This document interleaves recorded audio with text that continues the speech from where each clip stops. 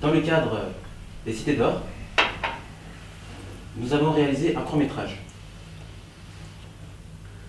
Donc, moi qui est quelqu'un d'assez réservé, eh bien, j'ai pu accepter de jouer le premier rôle du film, mais tout en sachant que je ne serais pas jugé par les autres, parce que nous étions un groupe de bienveillance, et que comme moi j'étais toujours à l'écoute, et eh bien, j'ai osé.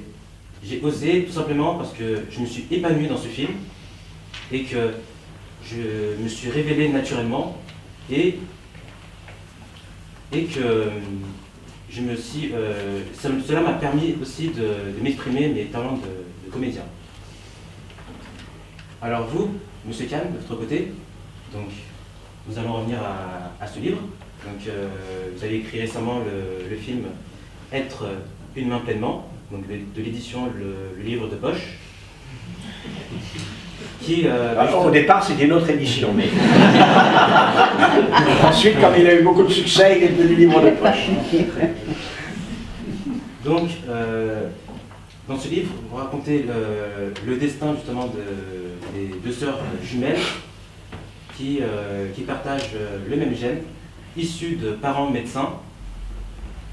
Elles ont vécu une enfance traumatisante parce qu'elles se sont échappées d'un effroyable incendie, et l'une des sœurs jumelles, nommée Dewi, elle a été aidée par sa famille, donc elle a été éduquée dans un milieu privilégié pour construire sa vie. Elle est devenue l'une des femmes les plus brillantes de sa génération, et elle a fait ses études de médecine, et elle a notamment reçu le prix Nobel de médecine. Et quant à la seconde, nommée Eka, elle a été éduquée par une femelle à un orang-outan. On va dire qu'elle a été élevée. Élevée, voilà, dans un monde animal. À Bornéo. Voilà. Et donc, étant un enfant sauvage, elle va être atteinte d'une grave maladie mentale. Insuffisance mentale. Tu vois, elle n'est pas malade, mais je vais t'expliquer pourquoi. Comme on l'a dit, elle n'a pas rencontré un autre humain. Elle a 6 mois lorsque elle a été sauvée de l'incendie par la femelle orang-outan. Et l'échange entre un petit enfant et une femelle orang-outan même extrêmement aimante ne permet pas d'humaniser un psychisme humain comme l'échange avec un autre humain. Et donc la grande différence, c'est cela.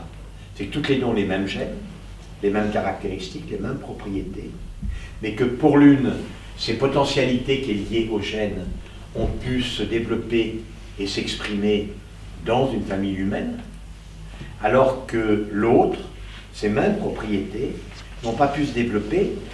Et en réalité, tout ce qui permet aux petits-enfants de développer très rapidement leur psychisme, leur intelligence dans un milieu humain, comme cela n'a pas été utilisé dans la relation avec les autres primates, avec les orang-outans, ça a disparu. Les cellules sont mortes, les circuits neuronaux se sont défaits, se sont déconstruits.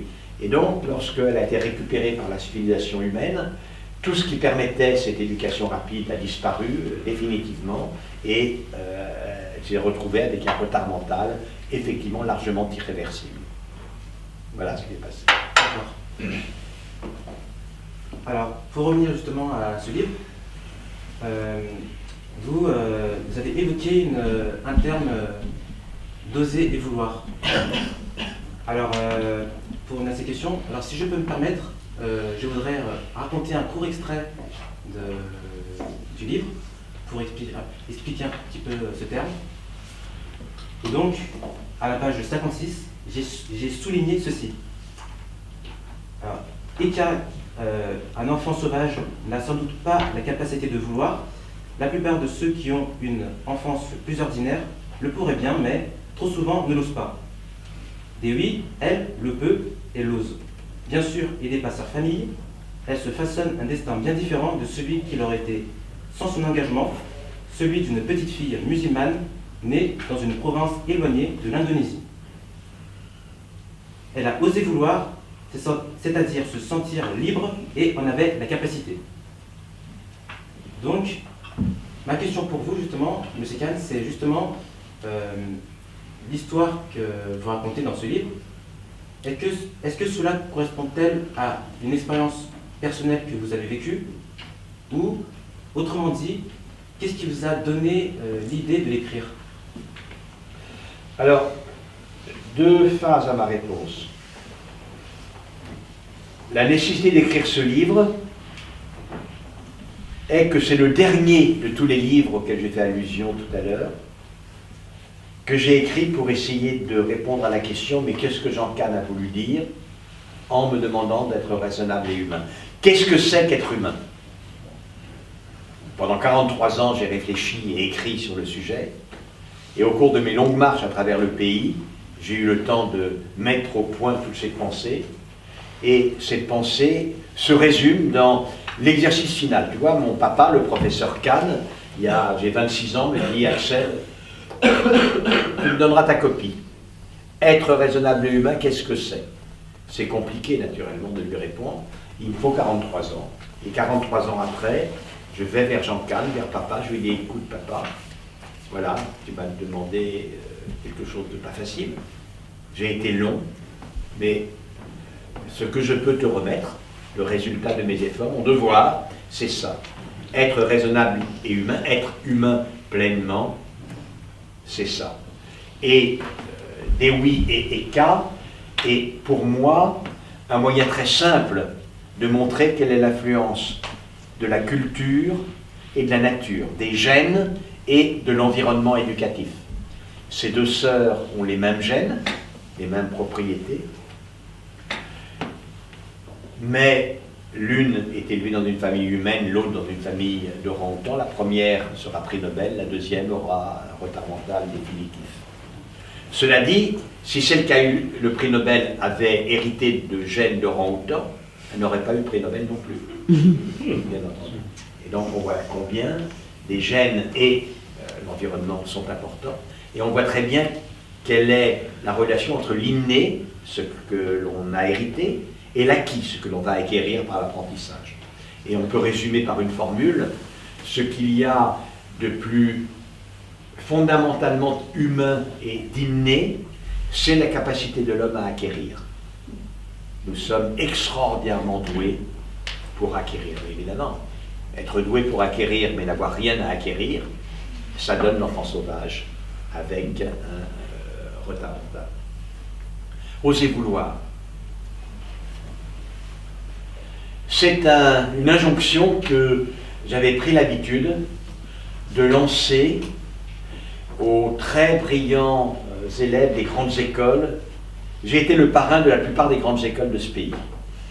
Polytechnique, Normal Sup, l'INAPG, Agro, etc., HEC, ESSEC, pratiquement tout. Et j'avais l'impression que ces jeunes, quand je leur demandais ce qu'ils voulaient faire du pouvoir qu'ils allaient acquérir, en dehors d'avoir une belle vie, d'avoir une belle carrière, de faire un beau ménage, etc., de s'éclater, quoi, étaient incapables de me répondre au-delà. Et j'en avais conclu qu'ils étaient incapables de répondre au-delà parce qu'ils étaient persuadés que de toute façon, il n'y avait rien à vouloir de particulier car tout était déjà écrit. Il y a les règles de l'économie, il y a les règles de gène, il y a les règles de la société. Qu'est-ce que vous voulez vouloir? Et évidemment, si l'on pense que tout est inutile, alors on ne veut pas s'engager pour un résultat qui sera de toute façon un échec. Et j'avais pris l'habitude de leur dire, l'histoire n'est pas écrite, l'avenir n'est pas écrit, essayez de l'écrire, osez vouloir. Mais je serai devant les jeunes des cités qui tiennent les murs, comme on dit, et qui sont là à faire ce que l'on fait dans ces cas-là, que vous connaissez, que je connais. Si je pouvais discuter avec eux souvent, en leur demandant, mais qu'est-ce que vous voulez faire? Certains me répondront, mais beaucoup me regarderaient d'un air totalement désolé, en me disant, qu'est-ce que vous voulez qu'on fasse? Mon pauvre monsieur, regardez, regardez autour de vous, regardez la réalité, regardez la situation. Si on ne peut arriver nulle part, pourquoi qu'on irait? Puisque c'est nulle part. Alors au moins on s'éclate. On lutine sa copine, on se fait lutiner, on fume, voilà, ça c'est bon, ça à peu près. Et au départ, pour arriver à sortir de cet enfermement, car c'est un emprisonnement, c'est un emprisonnement, ce qu'il faut réhabiliter, c'est la témérité du vouloir, oser vouloir. Osez vouloir faire autre chose. Vous le pouvez sans doute. C'est pas sûr que vous y parveniez. Mais si vous ne l'osez pas, vous n'y parviendrez pas, c'est sûr. Si vous osez l'essayer, si vous osez vouloir, si vous osez vous y engager, même si vous échouez, vous serez mieux armé que si vous n'aviez rien tenté. Voilà ce que c'est que oser vouloir.